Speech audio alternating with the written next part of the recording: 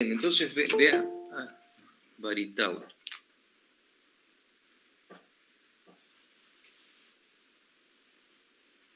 Bien. Entonces veamos el punto de duda. Sí, profe. Yo tengo una duda con respecto al artículo 21 de la Ley de Concurso y Quiebra, que hace alusión a los juicios contra el concursado. Sí. Empieza a decir que, bueno, que se da la apertura del concurso, va a producir, a partir de la publicación de edicto, una serie de efectos como la suspensión del trámite, de los juicios que se den anteriores a la situación, ¿no? Pero mantiene y dice, quedan excluidos de los efectos antes mencionados los procesos de expropiación, sí, los de conocimiento en trámite y los procesos en los que el concursado sea parte de un liticonsorcio necesario. Y después agrega lo último y los vuelve a repetir, generando duda de nuevo. Es como que los vuelve a mencionar en los agregados. Sí, es un, digamos, es un defecto en los retoques que le han hecho a la ley, como hemos visto en varias oportunidades. Pero lo real y concreto es que lo que se menciona allí como, digamos, excepcionante del foro de atracción son esos procesos, es decir, expropiación, fundado en relaciones de familia, los procesos de conocimiento en trámite. Lo que pasa es que allí queda la opción del acreedor de desistir del proceso y pedir verificación directamente. Claro. En la mayoría de los casos no ocurre, porque si tiene un proceso de conocimiento en trámite es porque necesita ventilarse prueba, ¿cierto? El proceso de conocimiento hace suponer que se necesita mayor cantidad de prueba. Lo que normalmente ocurre es que una vez que obtiene sentencia en ese juicio, se presenta a verificar, porque es el juez del concurso el que tiene que incorporarlo en el pasivo. Ah, claro. O sea, una vez finalizado el proceso, antes de que surja lo del concurso, el juez del concurso va a pedir la sentencia de ese juez para ver si lo incorpora al pasivo para el cobro. En realidad, la legitimación activa es del acreedor o del pretenso acreedor. Vale decir, él tiene que presentarse a verificar. Bien. Y acá también hay que tener en cuenta el paso del tiempo. Es decir, si la sentencia que obtiene, la sentencia firme, ¿no es cierto?, en ese proceso de conocimiento, la obtiene cuando ya pasaron más de 2 años desde la presentación en concurso preventivo, estaríamos con la posibilidad de la prescripción. Entonces, en ese caso, por el 56, la ley da la posibilidad de que una vez firme la sentencia, aun cuando hayan transcurrido los 2 años, pueda pedir verificación de crédito dentro de los 6 meses de haber quedado firme la sentencia respectiva. Claro. Ahora, si pasaron los 6 meses y pide verificación, puede ocurrir que el concursado le plantee la prescripción, porque ya sabemos que la prescripción no puede ser declarada de oficio, con lo cual tiene que ser planteada por vía de excepción o por vía de acción. Bien.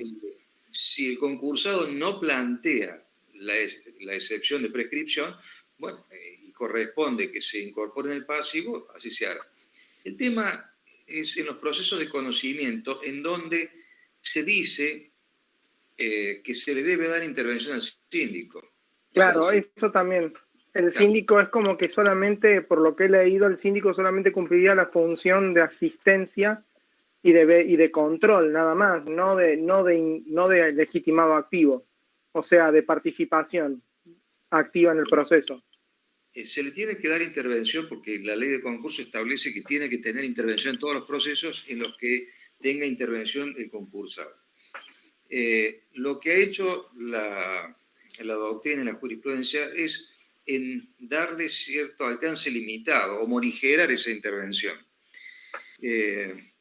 Inclusive, lo que cabría preguntar es si, supongamos que se trate de una demanda recién iniciada, si el síndico tiene que contestar la demanda, si el síndico tiene que ofrecer pruebas, alegar, etc., como una parte más del proceso. Claro. Y se da la paradoja de que una vez que que obtenga sentencia el acreedor y se presente a verificar ante el juez del concurso, se le va a dar intervención de nuevo al síndico.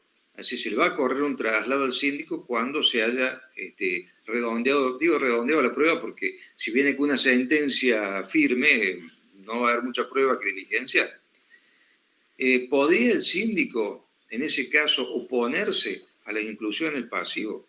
¿Podría el juez del concurso no incluirlo en el pasivo cuando viene con una sentencia de otro juez? Una sentencia que le hace lugar a la pretensión del acreedor.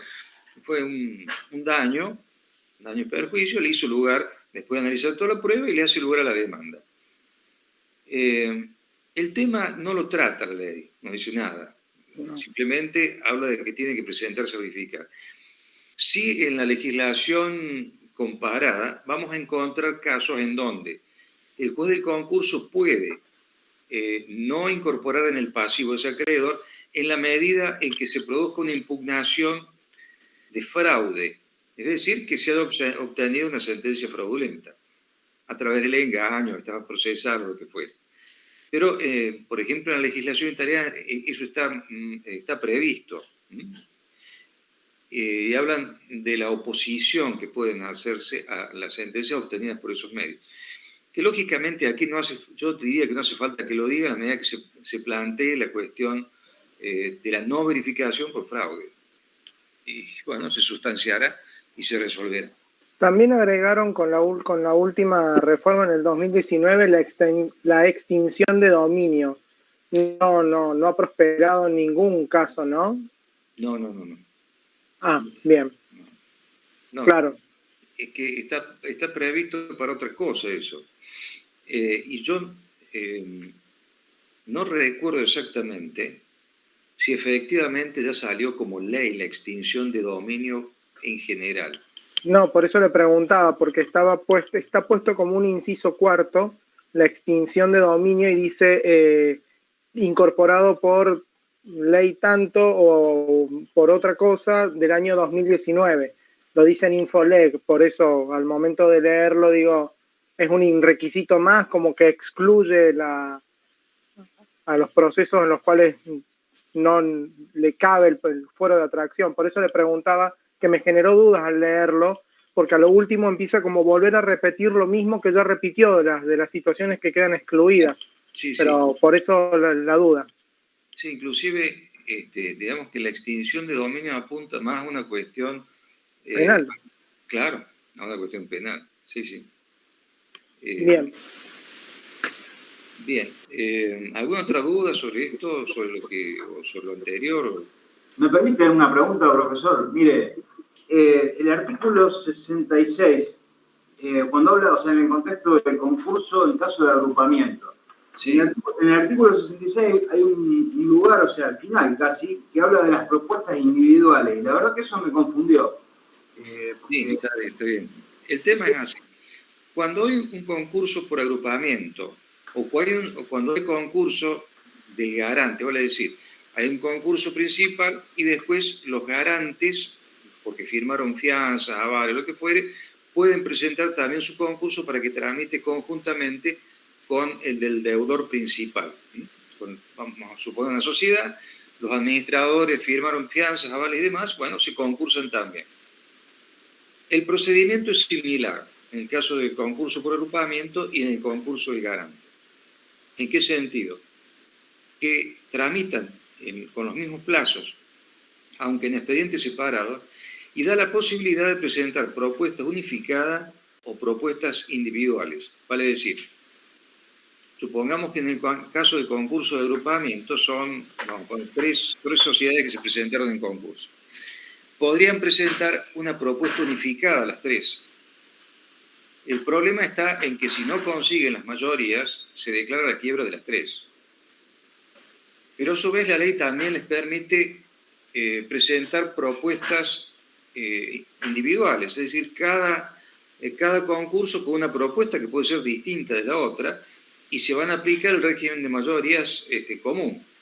Es decir, 2/3 partes del capital computable representado por la mayoría absoluta de acreedores quirografarios. Lo que sí en la propuesta unificada le da el beneficio de que si obtiene el 75%, aun cuando en alguna categoría no haya prosperado, se puede lo mismo obtener la homologación del acuerdo. Entonces, digamos, ese sería el beneficio de una propuesta unificada. El riesgo es que si no obtienen las mayorías, bueno, se van todos a la quiebra, o sea, se va el grupo a la quiebra. Lo mismo pasa con un concurso de garante, sí. Esto se da en el contexto, se puede dar en el contexto de los, no me sale ahora el nombre, son contratos, ¿no? UTE, no, sería Unión Transitoria de Empresa, en ese tipo de cosas, ¿se da? No, no lo descarto. Es decir, la Unión Transitoria de Empresas... Son contratos asociativos. Claro, están buscando obtener una mejor, por ejemplo, para hacer una obra, se unen 2 o 3 empresas y cada una hace un aporte con el objeto de poder participar en la licitación y obtener una obra y después establecerán en el contrato cómo se reparten, ¿no es cierto? Pero acá a lo que apunta la ley cuando habla de concurso de agrupamiento es a un agrupamiento económico, en el sentido que hay interconexión económica entre ellas. Claro, como el grupo Arcor. Por ejemplo. Ahora, no descartemos que en la UTE pueda darse una situación de agrupamiento económico. Es decir, hacen el contrato de UTE, pero aparte tienen vinculaciones económicas entre ellos. Entonces, no descartaría el tema. Puede ocurrir, acá lo primero que hay que mirar no es el contrato en sí mismo, sino las vinculaciones económicas que tengan entre ellos a los fines de ser considerado un grupo económico. Muchísimas gracias. No, por favor. ¿Alguna otra? Otra, sí, rápido. Hay un artículo que habla de que al momento de hacer la apertura al concurso, o sea, del juicio del concurso, el juez puede autorizar a la creación de un comité de control. Está en el inciso 13 del artículo 14. Sí. En la práctica, mi pregunta es, ¿se lo ha visto? En escasas oportunidades. Normalmente, pues tiene que designar acreedores con mayor volumen económico, y por allí, entre esos acreedores suele estar la AFIP. La AFIP nunca integra este comité, nunca. Siempre declina la posibilidad. Y nadie quiere meterse en ese tema, porque implica una actividad escasamente, sin remuneración prácticamente, e inclusive una responsabilidad, porque tiene las mismas responsabilidades que tiene un síndico.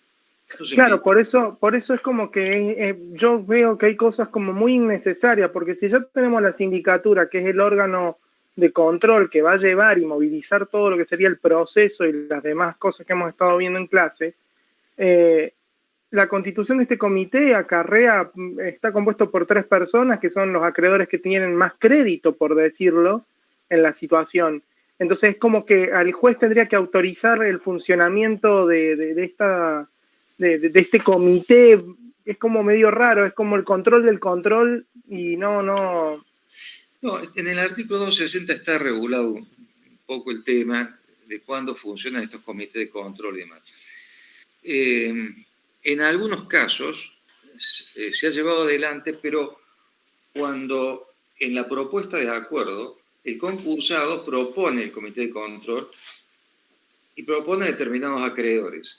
Si obtiene las mayorías necesarias, entonces desplaza al órgano sindical y queda como controlador del acuerdo este comité de acreedores.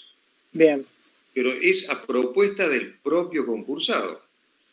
Te digo porque yo he hecho varias propuestas en donde quienes han integrado son acreedores que pueden tener cierta afinidad o no con el concursado.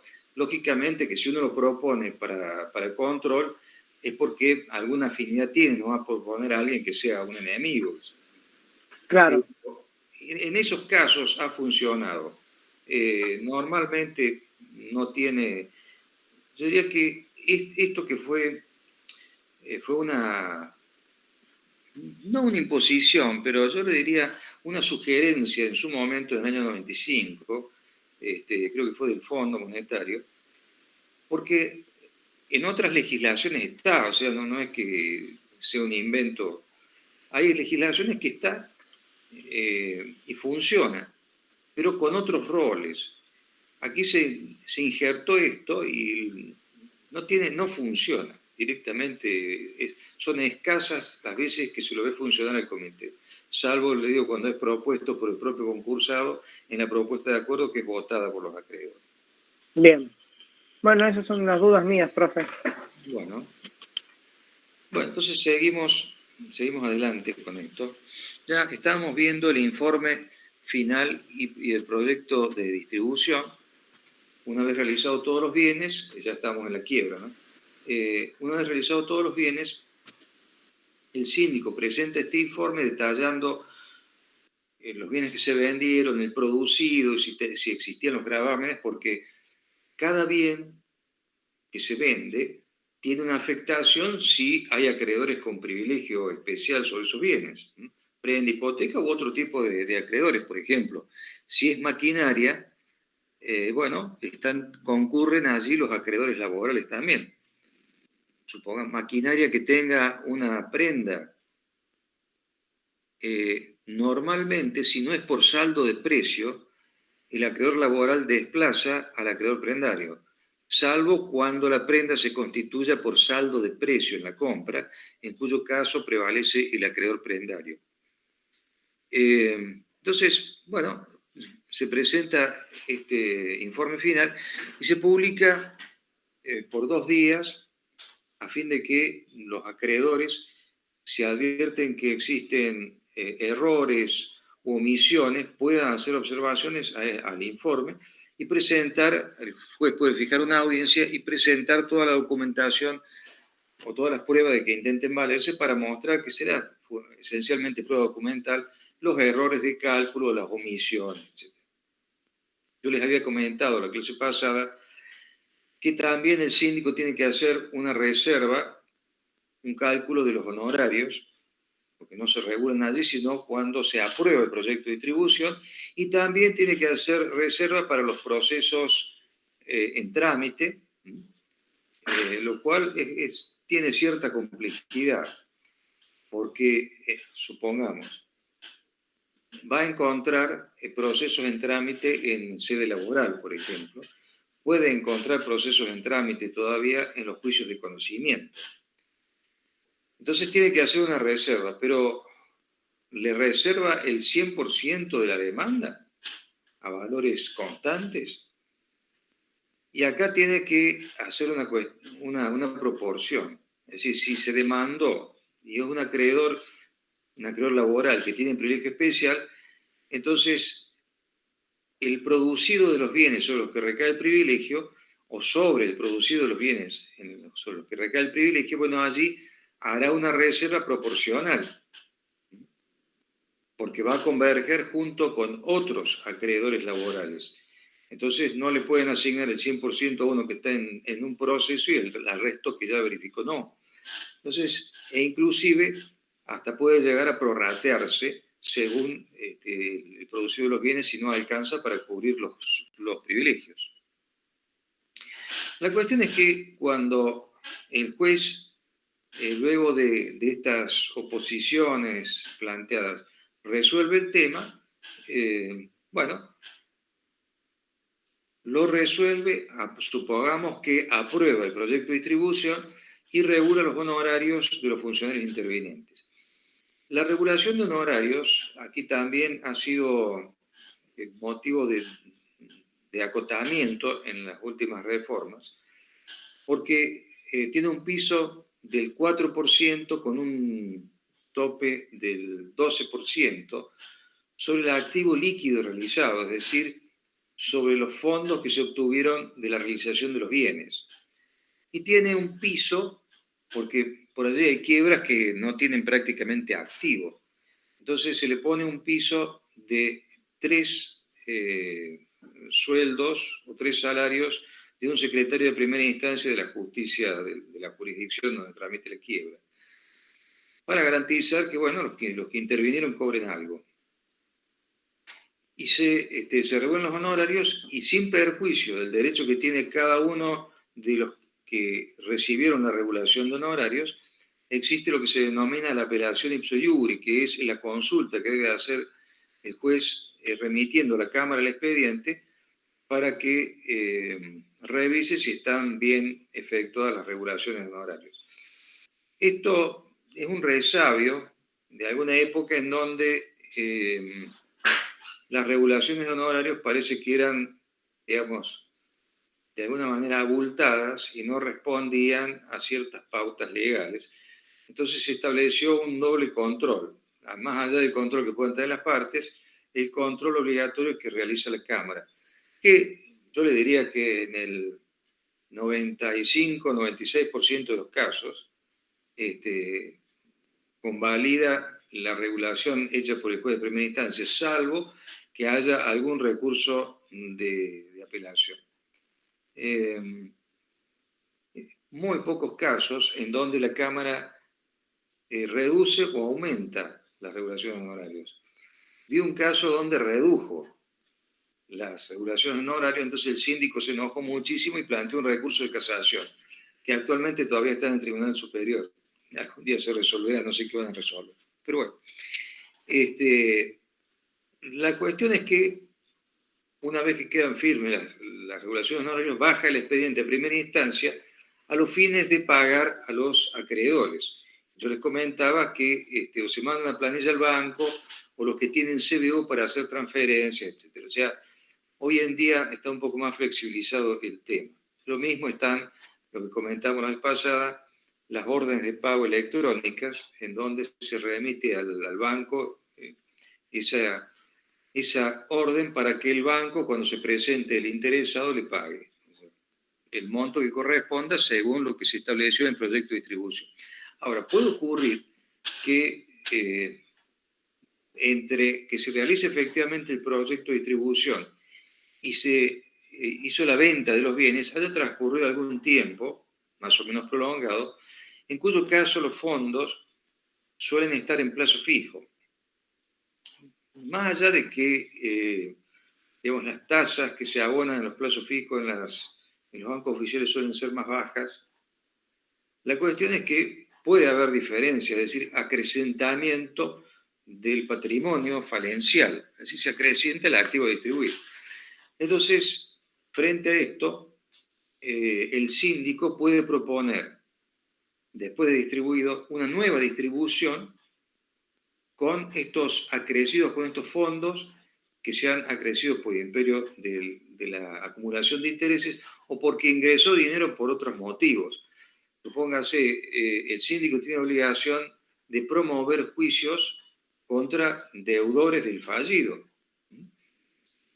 Que le sale bien algún juicio y obtiene el ingreso de dinero, bueno, todo eso conforma una masa nueva que tiene que ser distribuida. Pero en este caso ya se distribuye a propuesta del síndico aprobada por el juez y sin más trámite. Es decir, ya se supone que está todo bien, porque tiene que aplicar los mismos porcentajes.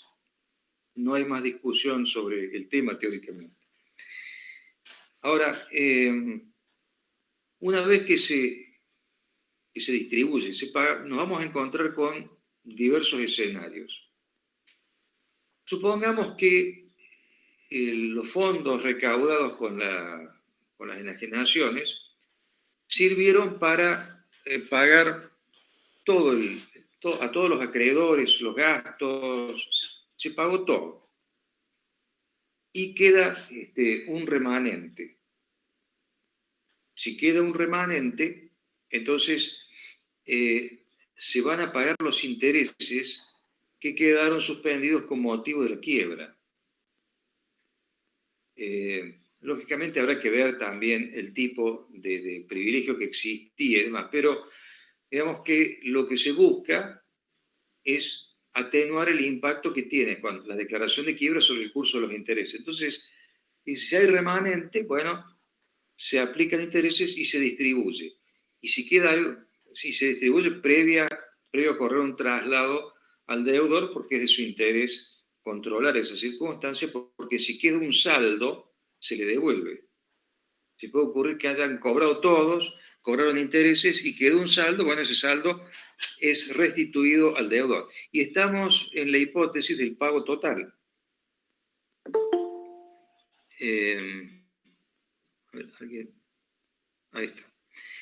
Estamos en presencia del pago total. Es decir, la plata alcanzó para pagar absolutamente todo en la quiebra y entramos en lo que se llama la conclusión de la quiebra. Es decir, si se pagó a todo el mundo, se pagaron los intereses, bueno, se declara la conclusión de la quiebra y cesan los efectos de la quiebra. Ahora, otro escenario es que es el común, cuando el producido no alcanza para cubrir a todos los acreedores o todos los gastos del proceso y demás. En ese caso, se distribuye y se decreta la clausura del procedimiento. ¿Sí? Es como si entrara en un congelamiento a la espera de que aparezcan nuevos fondos o nuevos bienes. Ese congelamiento se produce por el plazo de 2 años y en la hipótesis de que no ingresaran nuevos bienes, nuevos fondos, el juez ya puede dar por concluida la quiebra. Es decir, estuvo clausurada por espacio de 2 años y después, si no hubo novedades en orden patrimonial, es decir, ingresos de nuevos fondos, bueno, ya concluye la quiebra y concluyen todos los efectos derivados de la quiebra. Ahora, puede ocurrir también que cuando se presentan estos proyectos de distribución, se presente a verificar algún acreedor medio dormido, un acreedor tardío, ¿qué efecto tiene? Bueno, sobre lo que se distribuye, nada. O sea, el que llega tarde, llegó tarde nomás. Es decir, va a tener derecho a percibir en las futuras distribuciones según y proporcionalmente a lo que se distribuya en el futuro, si es que se distribuye algo. Entonces, el límite, yo diría, para presentarse a verificar es ya cuando se presenta el proyecto de distribución. Después de eso ya no tiene más sentido, salvo que sea una quiebra con muchos activos, pero normalmente no es así. Decía que se van generando distintos efectos por la quiebra. Uno de ellos es la inhabilitación. Cuando se trata de personas humanas, tenemos la inhabilitación del quebrado, del fallido, por el término de 1 año, contado a partir de la sentencia que declara la quiebra. También se produce la inhabilitación de los administradores de la sociedad por el término de 1 año, desde la sentencia de quiebra, respecto a esos administradores que efectivamente están en la administración, están inscriptos.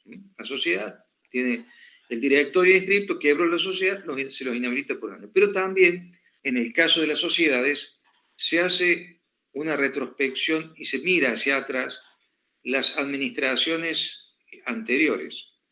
Y los administradores que han estado dentro del rango de la cesación de pagos, de la fecha real del estado de cesación de pagos, también quedan incluidos en la inhabilitación.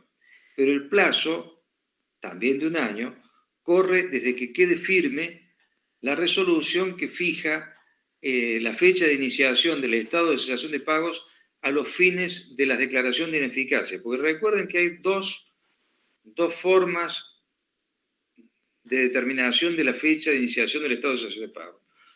Una es a los fines de la retroacción, es decir, a los fines de declarar la ineficacia de ciertos actos cumplidos dentro de este denominado periodo de sospecha, que es de 2 años, desde la sentencia de quiebra para atrás.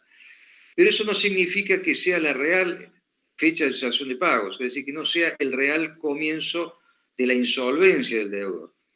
Entonces, a lo que se mira acá es, primero, se ve cuál fue la fecha real de iniciación del estado de cesación de pagos y si hay administradores dentro de ese lapso de tiempo, también se los inhabilita, pero el plazo se computa desde que queda firme la resolución que fija el estado inicial de cesación de pagos a los fines de la retroacción, o sea, a los fines de la declaración de ineficacia. Es un juego que han hecho ahí, está bien, digamos, han hecho un poco de lío, pero se entiende que son dos cosas distintas. Una es detectar cuáles son los administradores que estuvieron administrando dentro del rango de la cesación de pagos real, y la sanción de inhabilitación, de una sanción profesional comercial, se aplica desde que quede firme la sentencia que fija la fecha de cesación de pagos a los efectos de aplicar la ineficacia. Ese plazo de la inhabilitación dura 1 año, salvo que haya problemas penales, en cuyo caso, si hay alguna sentencia que condene ya sea algún administrador o al quebrado, al fallido, pero tiene que ser por temas vinculados con la quiebra. O sea, supongamos que el quebrado, no sé, mató a una persona. Lo juzgan y lo condenan por homicidio. Eso no, digamos, esa condena no tiene efectos sobre la cuestión falimentaria, sobre la quiebra. Ahora, si lo condenan por el delito de quiebra fraudulenta, entonces ahí sí la inhabilitación se va a extender por el tiempo que se fije de inhabilitación en sede penal. Porque la inhabilitación en sede penal es una accesoria. Bien, entonces esa inhabilitación se extendería. O también puede ocurrir que ese plazo sea de un año, sea abreviado por el juez y se dan circunstancias en donde se pagó todo el pasivo, se den circunstancias muy atenuantes. Decía que se da la posibilidad, cuando se distribuyen todo el activo, todo el activo obtenido por la realización de los bienes y alcanzó para pagar a todo, estamos frente a la conclusión por pago total. En alguna época que podría reeditarse actualmente, es si el pago total incluye o no los accesorios. En una época se hablaba de la actualización monetaria. Todavía la actualización monetaria es la verdad que es una especie, yo diría, de canto jurídico, de verso jurídico, porque está prohibida la actualización monetaria, pero actualizan por todos lados. O sea, lo único que quedó vigente de la ley de convertibilidad fue una norma, el 9, el 11, en donde se prohibía la actualización monetaria, pero la aplican por todos lados. Entonces, realmente no se entiende. Bueno, la cuestión es que lo que se discutió era si el pago total debía alcanzar también la actualización monetaria. La ley no especificó nada, así que hubo varias resoluciones donde dijeron, en la medida que se pague el monto que está verificado, estamos frente al pago total. Y se discutía cuándo hay pago total o no. Bueno, la cuestión es que alcanzando el activo para cubrir lo establecido en la sentencia, más los gastos, más los honorarios, bueno, estamos frente a la conclusión por pago total. Pero también el pago total puede darse por otro medio. Es lo que se denomina la carta de pago. ¿Qué es esto? Bueno, aparece el deudor y acompaña la carta de pago de todos los acreedores. Es decir, acompaña un comprobante con firma certificada por escribano, donde el acreedor dice que cobró. No dice si fue el fallido, un tercero, dice yo lo cobré, estoy desinteresado. Entonces, si se acompañan estas cartas de pago, entonces de todos los acreedores, del 100% de los acreedores, y se satisfacen los gastos del proceso y se caucionan los honorarios, bueno, el juez puede dar por concluida la quiebra por pago total. Normalmente lo que se hace es, si el deudor acompañó las cartas de pago, se subordina la ejecución de la sentencia que da por concluida la quiebra por pago total al depósito al depósito en pago de todos los gastos y honorarios del proceso. Con lo cual, el ex fallido, para ser tal, no solamente tiene que acompañar las cartas de pago, sino también, bueno, cancelar todos los gastos y honorarios del proceso. Existe otra manera también de concluir la quiebra. Es el avenimiento, que tiene que darse antes de que se realice la última enajenación de bienes, porque si no ya no se admite. ¿Qué es el avenimiento? Y vean que estoy diciendo avenimiento, no advenimiento. Advenir es llegarse, venir a. Y avenire es porque ha habido conjunción de voluntades, se avinieron. Entonces, el avenimiento es cuando el acreedor, por escrito, con firma certificada, dice que presta su conformidad para que la quiebra sea concluida o sea sobreseída.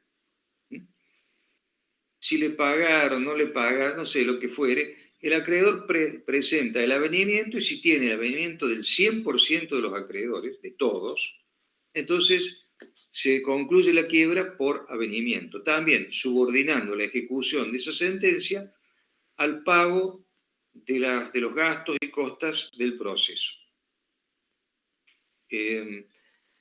Ha habido varios casos en donde las quiebras concluyen de esa forma, por avenimiento o por carta de pago o por pago total. Dentro de la vieja legislación, yo comenté en su momento que existía la posibilidad del acuerdo resolutorio, y era que el quebrado presentara una propuesta de acuerdo y obtuviera las mayorías que estableciera la ley, que normalmente eran del 75% del pasivo quiroráfario. Era como, al presentar una propuesta, si se homologaba, se retornaba a una situación concursal. Es decir, era como si fuese homologado un concurso preventivo. Por eso se hablaba en aquella época del acuerdo resolutorio, porque si se homologaba se resolvía la quiebra, desaparecía la quiebra y se ubicaba en una situación concursal. Ahora, esto fue eliminado de la ley y se mantienen estos institutos, que es el pago total por distribución, la carta de pago y el avenimiento como formas de conclusión de la quiebra, porque en su lugar los legisladores sostuvieron que cuando se declaraba una quiebra y se daba la posibilidad de revertir la quiebra con un concurso preventivo, bueno, no era necesario mantener el instituto del acuerdo resolutorio, porque se daba la posibilidad de que la quiebra fuera revocada por conversión de la quiebra en concurso preventivo, cumpliendo los requisitos del artículo 11 a los fines de la presentación en concurso preventivo. Entonces, frente a esta circunstancia, se optó por hacer desaparecer el acuerdo resolutorio. Ahora, cuando el síndico presenta el proyecto de distribución, yo dije, bueno, tiene que tener muy en cuenta el sistema de privilegios. Y los privilegios que se aplican son los que surgen de esta ley. O sea, no hay otro privilegio para aplicar más que los que están en esta ley, que dicho sea de paso, fue copiado por el nuevo Código Civil y Comercial de la Nación, que adoptó el sistema que tiene la ley de concursos. Y habíamos comentado de que encontramos el privilegio especial, es la preferencia que tiene un acreedor para cobrarse sobre otro acreedor, pero sobre un bien determinado. El privilegio especial siempre recae sobre bienes determinados. Por eso es que vamos a encontrar ustedes esto lo van a encontrar en el artículo 241, que siempre estamos haciendo alusión a la preferencia cuando recae sobre bienes determinados. Así, por ejemplo, en el caso de los créditos laborales, que están no en el inciso primero. En el inciso primero están en los créditos con privilegio general que ya vamos a ver. En el caso del privilegio especial, lo que se señala es que tienen derecho a cobrar preferentemente sobre el producido de los bienes que integran el establecimiento, el deudor, maquinaria, materia prima, el dinero, por supuesto. Y cuando se habla de maquinaria, materia prima y demás, que sean de propiedad del deudor. ¿Por qué la ley se encargó de señalar específicamente esto? Porque hubo problemas. Por allí se declaraban quiebras en donde existía maquinaria que estaba dentro del establecimiento, pero que no era de propiedad del quebrado, sino que era de propiedad de un tercero. Se la había alquilado, se la había prestado, lo que fuera. Entonces, cuando se realizaba la enajenación, barrían con todo, también con estos bienes, e inclusive se señalaba que el privilegio laboral recaía sobre los bienes que estuvieran en el establecimiento, fueran o no de propiedad del quebrado. Entonces, para evitar estos problemas, porque se suscitaron serios problemas, directamente se especifica que la preferencia recae sobre bienes muebles, maquinaria, materias primas, todo lo que está en un establecimiento, de propiedad del quebrado. Y vean, por ejemplo, que al especificar sobre qué bienes recae el privilegio especial laboral, quedan fuera los inmuebles, que solamente podrán ser alcanzados por los créditos laborales en cuando tengan privilegio general. Está en el 246, inciso primero, en donde cuando se habla del crédito laboral emergente de salarios, indemnizaciones, etc., se lo ubica en el inciso primero, pero del privilegio general. Es decir, que esos privilegios generales se expanden sobre todo el patrimonio. Pero ojo, se expanden sobre todo el patrimonio, pero una vez que cobraron los acreedores con privilegio especial y que cobraron los acreedores del concurso. Estos prededucibles que son todos los gastos del proceso, tasa de justicia, incluyéndola, que participa también, yo diría, erosionando parte del crédito privilegiado, que tienen que atender a estos acreedores del concurso por actos realizados en beneficio común de los acreedores, la conservación de los bienes, la administración de los bienes, la enajenación de los bienes. Entonces, aun cuando tenga privilegio especial, tiene estos acreedores prededucibles que hacen al funcionamiento del proceso, inclusive también los honorarios del síndico, dice la ley, por actos realizados por el funcionario en relación con esos bienes. Y bueno, cuando se hace la incautación, evidentemente que hay actos realizados sobre esos bienes.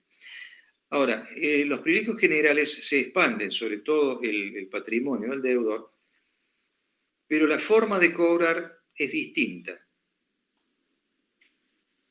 Los únicos que pueden cobrar el 100% del capital, no los intereses, del capital que tenga privilegio general, son los créditos laborales.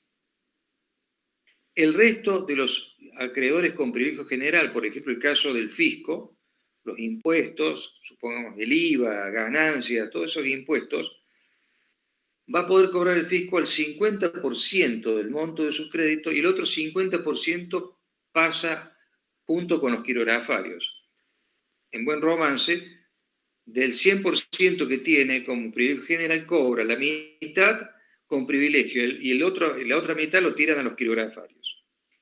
Por eso les decía, los únicos que cobran con privilegio general el 100% son los acreedores laborales. Ahora, si volvemos a los acreedores con privilegio especial, estos acreedores cobran no solamente el capital, sino los intereses por 2 años anteriores a la quiebra, desde la mora. Lógicamente, en la medida que la mora será de 2 años para acá. Si fuera de la mora de 3 años, no, cobran de 2 años para acá. Esos créditos son los laborales también, y los créditos con garantía real, de prenda, hipoteca, etc.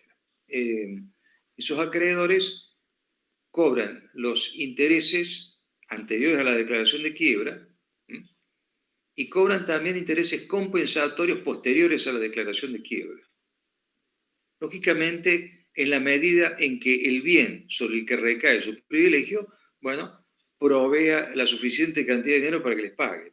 Vamos a suponer que hay una hipoteca. El acreedor hipotecario tiene privilegio especial, está en el inciso cuarto del 241, pero la ley dice que tienen la preferencia también que se establecen en sus respectivos ordenamientos. Y normalmente el acreedor hipotecario desplaza a todos los acreedores, salvo algunas cuestiones fiscales, que también se reflejaría dentro del ámbito de la quiebra. ¿Por qué? Porque también tiene privilegio especial el fisco cuando el impuesto recae sobre bienes determinados. Por ejemplo, lo que cobra rentas como el impuesto inmobiliario, si hay una quiebra, tiene privilegio especial, porque va ese impuesto sobre un bien determinado.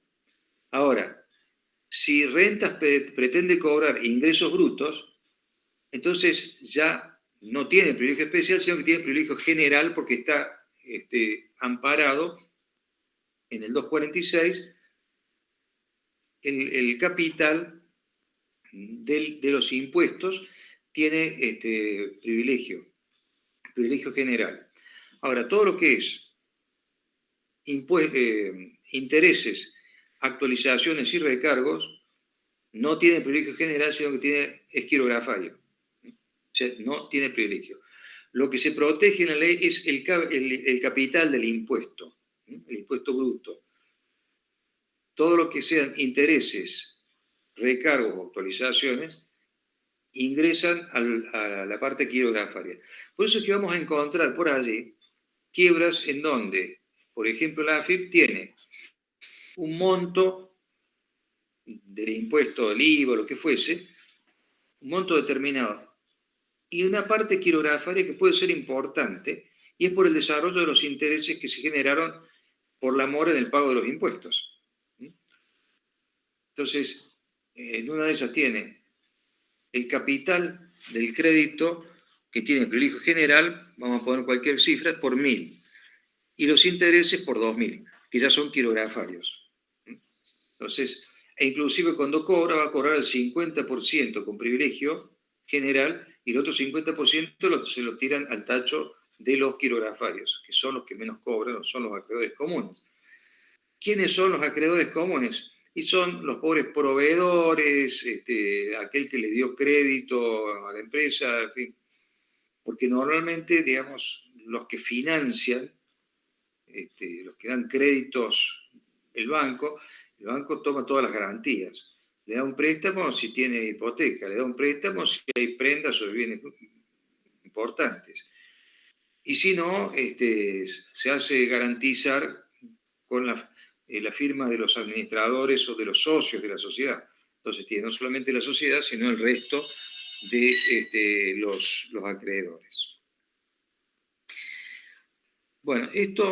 Profe, sí. Disculpe, antes de seguir, me quedó una duda con el avenimiento. Sí. Hicimos un acuerdo con todos los acreedores, está perfecto, vaya a saber qué acuerdo le pagamos supuestamente. Si no se cumplen, no pueden volver a la misma quiebra, calculo que tendrán que realizar una quiebra nueva. Claro, es decir, los acuerdos que realice el quebrado con los acreedores para que le den el avenimiento es ajeno a la quiebra. Y si se incumplen esos acuerdos, darán motivo a un nuevo proceso quebratorio, pero una vez que se presentó el 100% de los avenimientos y el juez declara concluida la quiebra por avenimiento, se terminó la quiebra. Entonces, y mi otra duda, ¿qué pasa con los gastos de la quiebra y demás que hasta ese momento, cómo arregla eso? Porque no vi que dijera algo, creo, la ley. No, lo que se establece es que el deudor, el quebrado, tiene que pagar, no solamente, o sea, cuando presenta el avenimiento, la carta de pago, no solamente tiene que acompañar esos elementos, sino cubrir los gastos del proceso y los honorarios del proceso. Por eso es que en la práctica lo que se hace es subordinar la ejecución. Cuando dice declarar concluida la quiebra de fulano de tal por avenimiento, subordinando su ejecución al pago por parte del quebrado, del deudor, de los gastos, de los honorarios que se establecen. Entonces, si no se paga eso, sigue la quiebra. Bien, bien, bien. Está bien, esa era mi duda básicamente. Pues imaginé que era algo así, pero no sabía cómo funcionaba.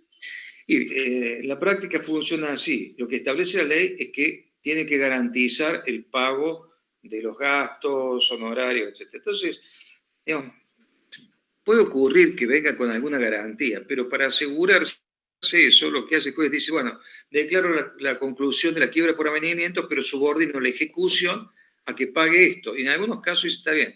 O que me caucione en forma suficiente el pago de todos estos gastos y honorarios. Que quedará a criterio del juez y luego después esa caución la toma o no la toma. Bien. Gracias, profe. ¿Alguna otra duda que haya surgido? Con respecto al tema de la carta que, a ver si no digo mal, la carta de pago.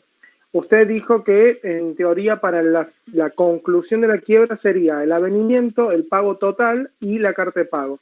La carta de pago hace alusión a que, o sea, yo soy el deudor el fallido y le entrego a todos los acreedores una carta con el comprobante del crédito que ellos tienen conmigo. No entendí bien la operatoria. No, la carta de pago es como si fuera un recibo. Por supuesto que se la dan al quebrado. Alguno podrá ir a presentarla directamente en el expediente, pero lo que dice la carta de pago es que percibió el monto del crédito que está verificado en el proceso. ¿Quién se lo pagó? No sé. Va al acreedor y dice, yo cobre. Presento una carta de pago y digo que acá me han pagado. Puede ocurrir que diga que fue el quebrado, el deudor, el que le pagó, lo cual es hasta un riesgo porque cuando se abre la quiebra, en la sentencia de quiebra se establece que se van a ser declarados ineficaces los pagos que realiza el deudor. O sea que se corre el riesgo que presente la carta de pago y diga, no, es ineficaz porque lo pagó él. Entonces, entre el principio del que pagó mal paga dos veces. Es más o menos. Sí, normalmente lo que se acompaña es esta denominada carta de pago, que es prácticamente un recibo, donde el acreedor dice que percibió el monto del crédito que tiene verificado en el expediente tal. ¿Quién le pagó? No sé, pero cobró. Y con eso desinteresa al deudor y hace que concluya la quiebra. Bien, perfecto. No, ninguna duda más, profe. Bueno, yo diría inclusive, vayamos anotando temas que están dentro de lo que va a ser el parcial para sacar cualquier duda que quede por allí dando vuelta, ¿no? Bueno, yo como estoy en el estudio y tengo que ir a mi casa y a partir de las 20 horas se produce la restricción de circulación, me tengo que ir porque si no me detiene.